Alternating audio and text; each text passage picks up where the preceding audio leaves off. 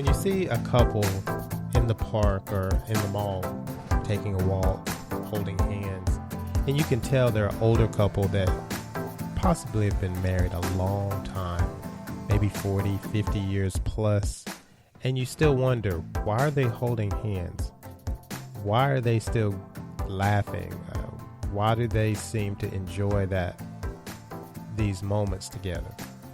Well, learning how to make your marriage last begins as soon as you realize that you are one, that you make up not just a team, but you actually become inherently one. In God, you put yourselves together. You have the same goals, the same direction, same focus. You want God to be pleased. You want him to not only be happy with your marriage, but you want to accomplish the things that he's asked you to do as a couple. You don't want to lose what you've gained by giving up on all the time and effort you put in by getting divorced 30, 40 years after being married. And I know there's certain circumstances where that may happen, but in most cases, people have to really figure out how to work things out amongst each other. And if they do that, they can have a lasting marriage. It's a give and take. You have to realize what you need to give up and what you need to hold on to. What is valuable, what is not, what is worth the time of the argument, what is not. You have to really find that place because you want to stay in a happy marriage. You want to make your marriage last a long time. In Ephesians 4:2-3, it says, with all humility and gentleness, with patience bearing with one another in love, eager to maintain the unity of the Spirit in the bond of peace. Eager to maintain the unity. There it is. Eager to be one, to stay one in the Spirit, in the bond. You want to stay close to God in all of your endeavors, and you want your focus to be what he wants. And he wants you to stay together. He wants you to make each other happy. He wants you to enjoy the time that you have together. He wants you to be an example of how someone can make it 20, 30, 40 years. I thank God we are coming up on, actually today, April the 6th, is our 24th anniversary. So 24 years of being married, being young, it's great that we've made it this far, but it's so much more greater that we are still best friends. We still love spending time together. We still enjoy our time alone. We still have a purpose in mind to complete things together. We're not looking to try to do everything apart. We're finding ways, more and more ways to do things together and not separately. And we've always been a couple that kind of stay together. We go to the stores together if we can. We really spend as much time as we possibly can together.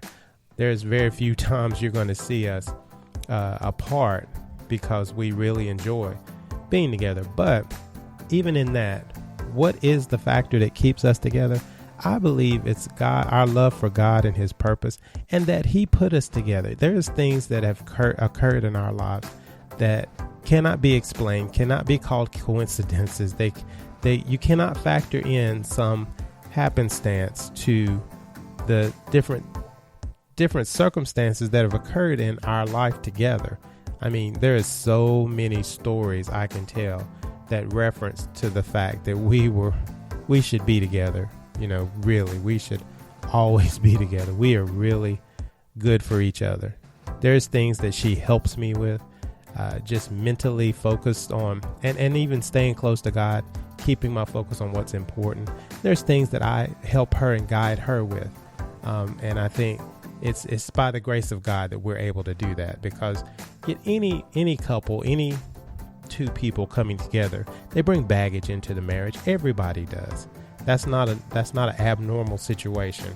The question is, are you going to unload that baggage on each other, or are you going to try to throw out everything that you don't need and keep the stuff that's a necessity, the stuff that's important? What is in you that is necessary to keep your marriage running strong? In Colossians 3:14, it says, and over all these virtues put on love, which binds them all together in perfect unity. Again, we're talking about unity. Look, God wants whatever he's put in you, whatever he's placed in you. There is something that helps your spouse that you can only do, and vice versa. And you need that in your life as much as possible. God can provide all these things for you, but he gave you a spouse to be able to do some of these things, to be able to help you through some of these life changes that we have to go through, and to help us understand how to make it through. Ecclesiastes 4:9 says, 2 are better than one because they have a good return for their labor. If either of them fall down, one can help the other up. But pity the one who falls and no one's there to help them. Also, if you lie down together, they will keep warm. But how can one keep warm alone? God wants you to stay together.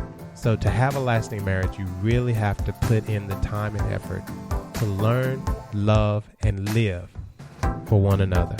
I hope you got something out of this today. Be blessed, grace, and peace.